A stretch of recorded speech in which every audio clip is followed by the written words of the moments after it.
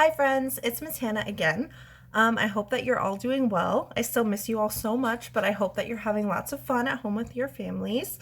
I hope that you all got a chance to look at Miss Lucy's video about washing your hands and washing glitter off of your hands. But today I wanted to show you another way that you can see how washing your hands with soap helps to scare away the germs. So I wanted to show you how scared the germs are of soap close up. So I'm going to show you a fun way that we can do that, and hopefully you can do it at home too. So let's go. Okay,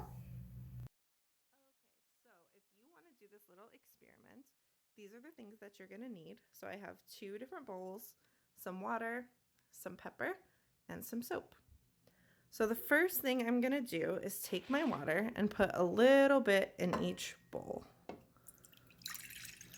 That much should probably be fine. That much should be fine.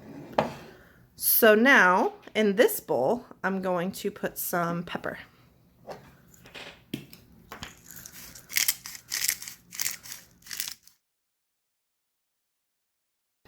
So here's my bowl full of all the pepper, and you can see it kind of looks like dirt.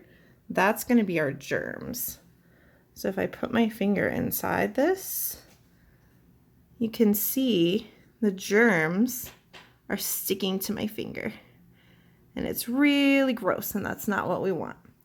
So in this bowl, I'm gonna put some soap. So I'll put some soap in here, and you can stir it around with your finger, which is kind of fun too.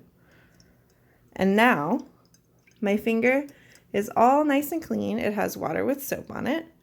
And now let's see what happens when I stick it inside with the pepper. Whoa, did you see that? See, all the germs ran away from the soap.